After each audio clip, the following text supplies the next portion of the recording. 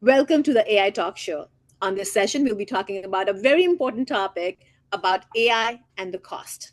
Every time we talk about technology, the first thing that comes up, how much it's going to cost us. The worry that, yes, technology is going to create innovation, technology is going to bring transformation, but how much it's going to cost and time.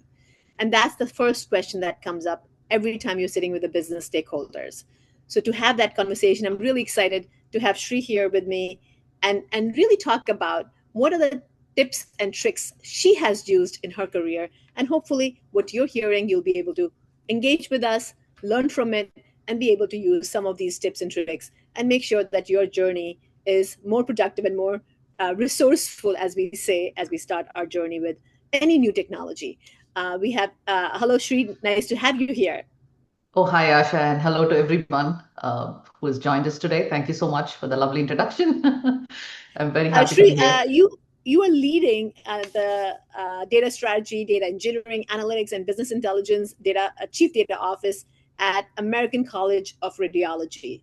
It's a nonprofit organization, and you work for for-profit and nonprofit organizations. First of all, before we get started, share with us a little bit about your career journey. And now that you're working for a nonprofit, what was your first impression when you got in working for American College of Radiology? Okay, great. So a little bit of a background. So I've been a data person throughout my career. So you name a data role, I would have probably played it. 20 years ago, there was just this DBA was the only data role. And now you have like so many different kind of roles. So, I've worn like various different hats on every side, every piece of the data technology side, right? Being from, managed databases, done data engineering, data science work, data analytics work, data governance work. So it's, played multiple hats throughout my career. And I worked for a company called Comscore, which was an internet traffic measurement firm. We used to collect 15 terabytes of data a day.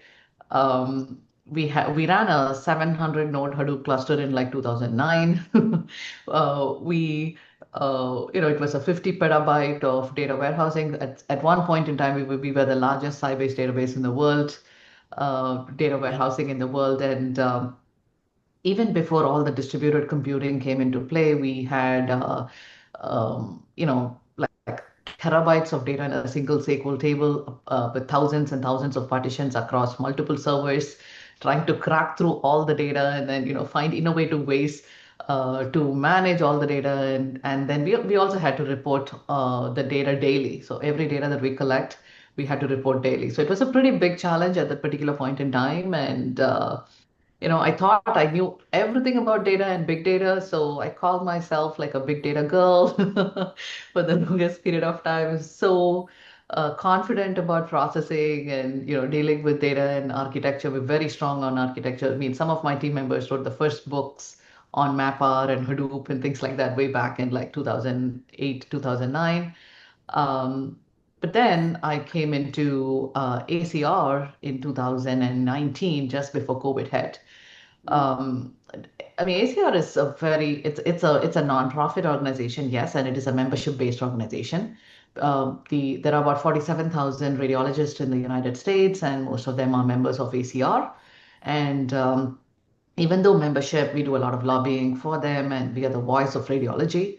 Even though we do a lot of that, our primary business is like accreditation. So all the scanners in the United States all the modalities. So if you walk into any of the hospitals, you are like having like an MRI scan done or a CT scan done. All of those scanners need to be accredited. So ACR provides accreditation for those units, and we are kind of like a monopoly in that area. I mean, I would say.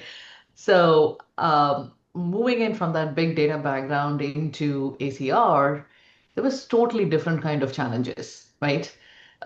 What used to be like, even though the data is not that much, I think we have about 2 petabytes of data, unlike ComScore, which had like multiple petabytes of data. But I had to literally unlearn most of the stuff that I've learned because working with unstructured data is so different than working with structured data. It is a world of a difference. So the way you store it, the way you access it, the way you process it, everything is different. So it was a huge learning curve, and even today it is very challenging. And then moving from a not-for-profit and a private sector to a non-profit was a game changer for me. I mean, I would say cost became like the primary factor. So the topic, which is why I think I'm here to Yes. talk about cost. So everything was related to cost and how you can get things done, how you can innovate Mm, with almost no dollars. So that is what it is.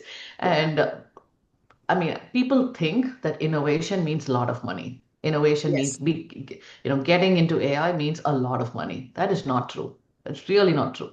There's so much out there today that we can actually tap into. I think we can talk more about it today. Absolutely. No, I think you've gone through, as you said, you know, uh, a, several decades of the data transformation journey. From building the warehouse, or rightly you said, the data. When we started our career, I started my career. DBA was a big Oh yeah. title, and now you Yep. have so many different titles as you're thinking about engineering and science and so on. But I think what we're talking today is really about the cost, because as you think about technology, the biggest worry comes is that how much it's going to cost, what is the risk around it, and Mhm. you spoke about cloud technology. The one thing which I constantly hear from a lot of the clients is that how do we manage mitigate our risk going on cloud? Should we Mhm. stay on premise instead of going on cloud? So there's a lot of applications, of course, based upon your use case, you decide. But there is cost, there's risk, and then comes the value. Yes. When you're making an AI investment, that is something that everybody's talking about, is that new technology. We went from on premise to cloud to digital to now AI transformations. Where and when the organizations are thinking about innovation. And now, as you said, if it's a nonprofit, you have a lot more pressure on you. But even in for-profit organization, people are always watching their budgets. Yes. How do you recommend, or what resources are available that you have used in your career, or more recently? I mean, with everybody trying to make some kind of an offer on AI, um, there is a lot more cloud credits or vendors who are giving free training or adoptions. What have you seen, and what have you seen that especially people who are listening could potentially take some tips from you on how to really navigate this path? Yeah. So there's so much out there, right? So I mean, I can share my particular experience. You really don't need deep pockets to innovate with AI. I mean, all you need is there's so much of industry, government grants that are sitting out there untapped. You just need to align your company goals, your business use case with the goals of the industry that is granting the awards and just go get Yeah. them. So some of the things that we have used, right? So if you're just getting started, okay, there is a lot that is out there. So we are a nonprofit, so there's AWS Imagine grant. They basically give us about $150,000 in AWS credits plus $30,000 in cash, which we can pretty much use it for anything for the development of the product. We actually are AWS Imagine grant winners in 2020. So that is when we first we wanted to go, I mean, ACR hired me to create a data warehouse. And obviously, creating a data warehouse is, you know, is not the right thing, right? Clearly, you need a complete platform. So you need to think big, you need to have a vision of how your analytics is going to work. And how, in order to have good AI, you need to have a good data framework. You have to have a place where you can get in and curate all the data. So you need to have a good landing zone, and then you need to have a good data foundation even before you can start doing any AI, right? So we spent the Imagine grant dollars on building our HIPAA protected landing zone. And then we tapped in with like AWS and other vendors and partners and did multiple $0 MVPs, because we wanted to make sure that it works. There's no point, I mean, we have no room for errors here. We can't just go do something and then waste the dollars and then come back and say it's not working. So we had to work very crucially with the partners. Once we have the MVT, then we started paying for the services. So we were like very cost conscious from like day one. And it's not just the AWS Imagine grant. I think if you're in Google, I think there is the Google Cloud for startups.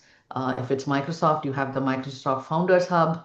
And more recently, this is something that we have kicked off right now. AWS provides, if you have a very, I mean, if you have a business justification for a generative AI use case that's going to be truly a game changer for your company, you can actually work with AWS. They have something called as a Gen AI Accelerator. It's called the EBA program.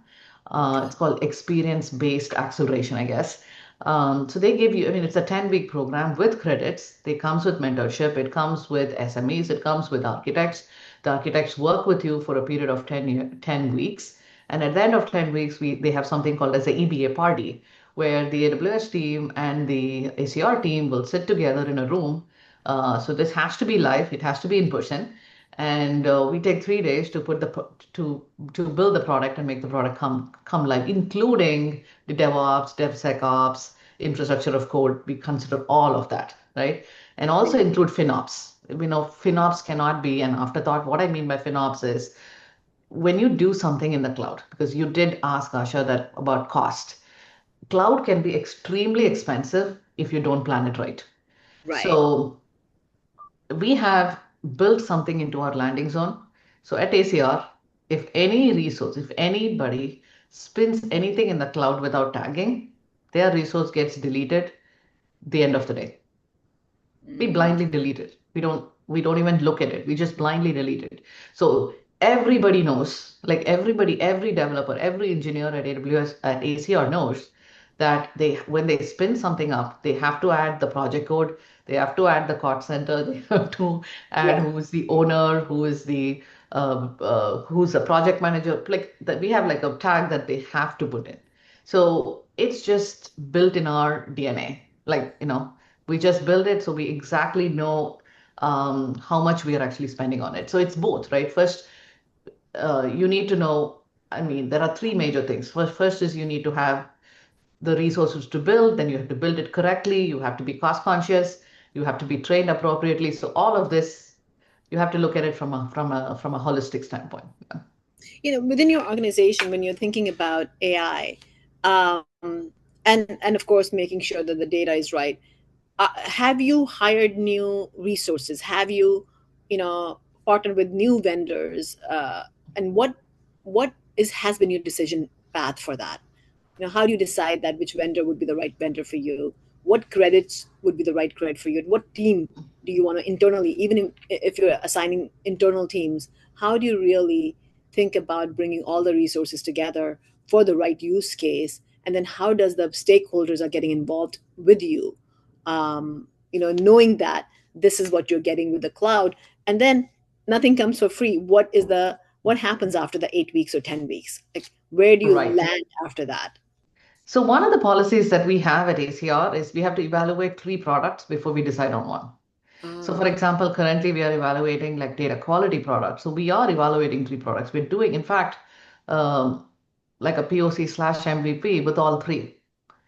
Um, and then we typically take the product. We try, I mean, if it is a quality engine, we will write in the quality rules. We kind of see how it is performing. And we evaluate it, and we evaluate it with the business. And when everybody is comfortable with the product, then it's only then we even go in and sign. So there's a lot of things like this that really help us. I mean, we're not, once you start working on the product, you know how easy or difficult it is. A lot of times the sales pitch is really not going to help. You really have to do the Right. work to understand what's going on. I think those are some of the fundamental things that we've done that is kind of helping us not go back and think, oh my God, I just got a tool. And obviously, for a lot of these things, people and process comes way before technology, right? So, and also we can't, as IT, we just cannot put something out there and let our business say, okay, here we have, go ahead and basically use it, right? We'll have to Right. involve them in the decisions. Right.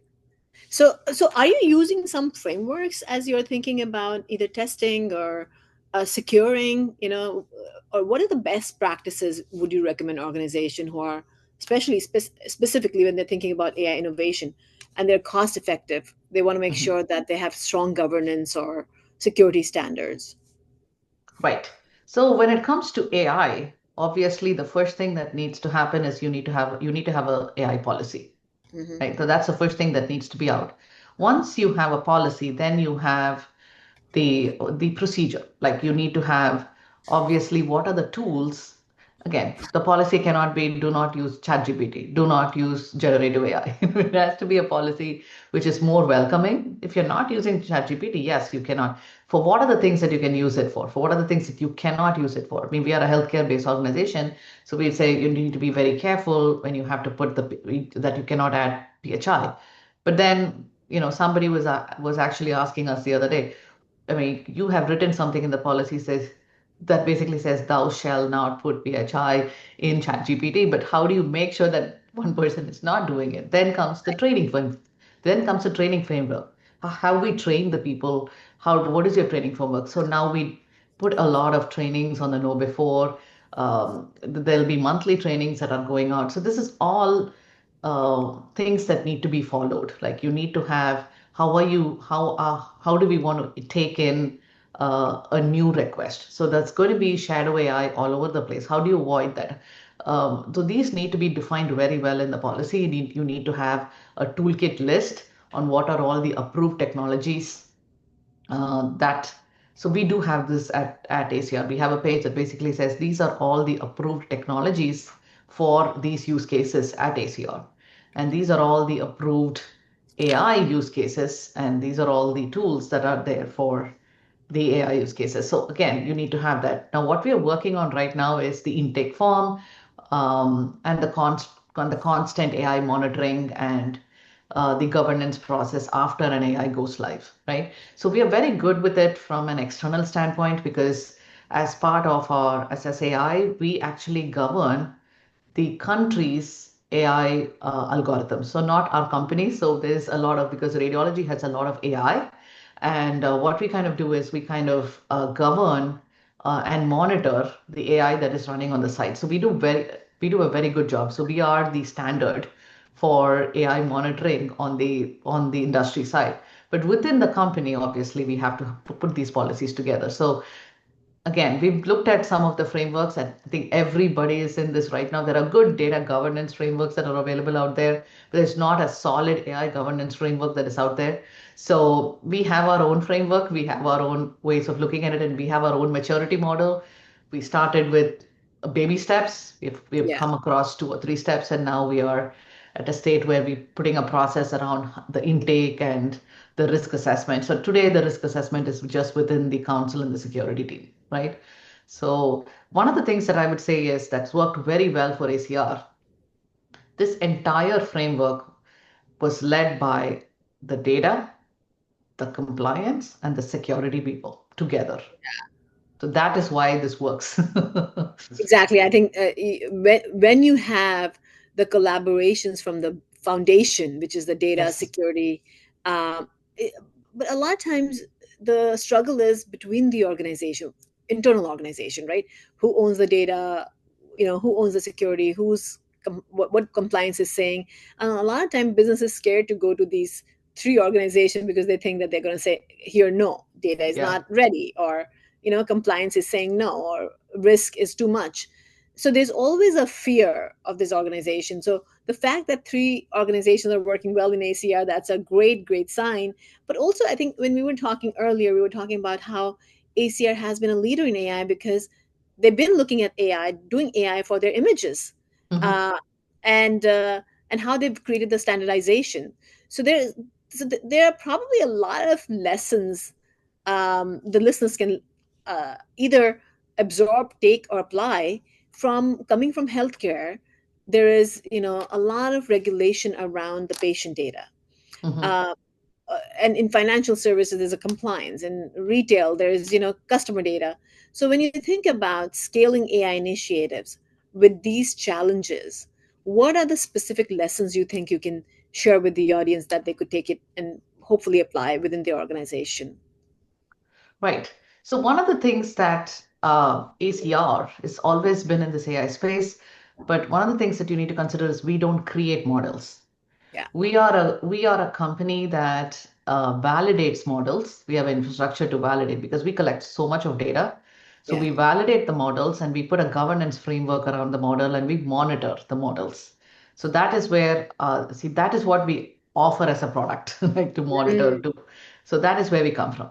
Internally, if you look at it, we do use a lot of AI too. For example, there was you know when I joined ACR, we had a team of in the enterprise imaging. One of the primary jobs was to look at all the images that basically came in and pixel clean them but I mean manually pixel clean for burnt in pixel pitch or burnt in PHI so that we can deliver the data for the research purposes. What we do right now is we run OCR on these, and then we find out that like 60% of the images don't even have any kind of text in them, and we are very confident about it. And we take the only the 40% of the images are then reviewed, I mean manually, and then after we clean up, we run OCR again because of course human in the loop is necessary because there is no room for error. like you, I exactly. mean, we can't say we are 98% accurate. There's no room for error in terms of like PHI. So we really don't take like 98 as an option at all. So it's not even in our DNA. So anything that we do, especially so much of sensitive information like this, we have to achieve. We have to be like two or three times. We have to make sure that we're not making a mistake, right? And a lot of this comes into play where um, it needs to be there needs to be a lot of training, and you need to build that data quality DNA from the beginning. You Yeah. cannot, for example, right? Let's say I'm writing an ETL, right? So when you write an ETL, people will just write an ETL and they'll just check for counts and go. But you have to check for the actual values if this is what it is. People do a lot of application level unit testing and things like that, but data testing is not even a thing in many of the companies. Even for ACR, we are very low on that maturity level, but we are constantly making an effort. So it is a mindset change, not for the even for the business. It's a mindset change even within IT. It's a mindset change for every developer. When Yeah. they write a code, when they are testing, you need to take that to the next level. So that is what you need to test at large scale because data keeps changing. See, when you look at it, when you're writing an application, you know what that application is going to function. Once you test it, you're done. There's no problem. But that's not the case. Data keeps changing. You will Yeah. actually constantly you'll have to look at the data. There's no way you can say, oh, I tested it, therefore it'll work fine. No, every day you have to look at it because what comes in today can be completely different than what comes in tomorrow. For example, you might Absolutely. you might have an ETL that basically says if I say male, female, other are the three things. Tomorrow you might get another four different things. What do you do with those? It keeps changing. People, I Yeah. mean, if it's a free text, a lot of people can enter anything there. So data QA is a different world. You need to understand. See, that's why it's very difficult for people who've been generate building applications to understand how the data world works, Yeah. right? So that is And the that's DNA. a I critical think piece of model validation too. I mean, if you don't get the right output, if you don't have the right input, and that's why the yes, quality becomes so important for the trust. You want to make sure yes. that you can trust the data. Yeah, there is ethics, there's bias on the AI side, to just on the data side. There's so Yeah, much on the AI side, there's even more. exactly. So gone are the days. Now that we are becoming more and more AI, the fundamentally how we have looked at software, that is going to change. Yeah, Because fundamentally what we said is we have once you, I mean, we deliver software as a medical device. That is what it is. yeah, So for those kind of software, we really cannot go the traditional route. Data is everything. yeah. There's no room for mistakes. So we need to constantly monitor. If it is not working, then we immediately need to have a course correction for that. No, that's so true. I love our conversation around take the resources you have internally, but also look out for the resources that's available externally and use it intelligently and make sure that you're using it in a way that you are engaged while you're developing it. You spoke Correct. about some tools earlier. Um, there are also tools for prototyping, free tools for prototyping and launching Yeah. fast. Right. So what we could do is maybe we'll post it these links for the users, the listeners, so that they have access to these tools. But have you used any free tools for prototyping and launching fast? Right. So basically, we generally, when we're looking at something, we go through the GitHubs to see if there's anything out there. There's Hugging Face, there is LangChain, I mean, I can share some of those links. So we basically, a lot of the code is already out there. You might just have to fork out and then make some changes. And see, that is what it is. What is available out there is very much important. And also for companies, that one thing that I forgot to mention is for the companies that are already been there in the industry for long, and now let's say they are trying to get into the cloud or trying to get into AI. There are programs like the migration acceleration program. So for Yeah, example, now we are like ACR, we are getting into the cloud 100%. We are getting rid of our data center. So when that happens, we are already paying for a data center during this migration period. We are paying for a data center. At the same time, we are also paying for the resources in the cloud. So when you yeah, work with your cloud vendor, they usually will give you a significant amount of discount for the period of migration. So we get about 25 to 30, 40, 50% in some of the cases. We get that much amount of discount, which can, so you don't have to double pay or pay for the migration bubble. You know what I'm right. saying? So just like AWS has MAP, Microsoft has, I think AMMP, Cloud has something called as Cloud Migration Initiative. So just talk to your, if you already have an account team, talk to them. Always, unless you ask, unless you Stay on say top that of you're it. cost conscious, unless you say that, guys, I really cannot pay so much. When you say that, people will start hunting for you. Right. That's Yeah, great. yeah. I think you Well, should you should be very open about it. Now, the very first conversation we look at any vendors, anything, we'll say, guys, cost is our primary factor. I'll tell you outright, right? This is what you need to do. You need to work with us. Like really look at ways. So that becomes a top priority item that we will work together. Only then you can even work with us. If you're not willing to work on the cost factor, don't even talk to us. You know? exactly. So Yeah. that is where we begin. What a great conversation, Sri. Thank you so much for coming to this show and talking about all that you have learned and sharing it with the bigger audience. Um, I hope the listeners will take these tidbits. We spoke about the cloud and AI credits that are available. You spoke about AWS, but there's Google and Microsoft that makes them available. They're free tools for prototyping and launching fast. You spoke about GitHub and LangChain, but again, there are a lot more resources that's available. It's about trying and playing with these tools. If you're looking at cloud migration funding programs, Shri, you spoke about the AWS MAP program, the Migration Acceleration Program. But again, equivalent programs are available with Microsoft or Google as well.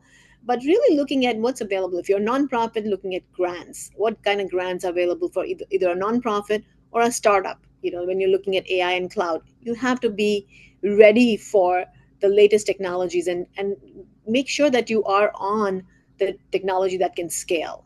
One of the organization I was talking to, they have the data warehouse that works but cannot scale, and so Mhm. all the work you've spent goes waste because you didn't really think about how much the technology needs to expand, and especially with all your AI use cases, the unstructured data, how you're really looking and working with that. So look at all the resources that's available to you. Uh, we are living in the world where resources are limited, and you want to make sure that you can provide the value. As tech leaders, you're providing the value to your organization. I'm wishing you all, me and Shree are available. If you have any questions, feel free to reach out to us. But we're wishing you all the best in your journey, AI and data innovation. Thank you so much. Awesome. Thanks, everybody.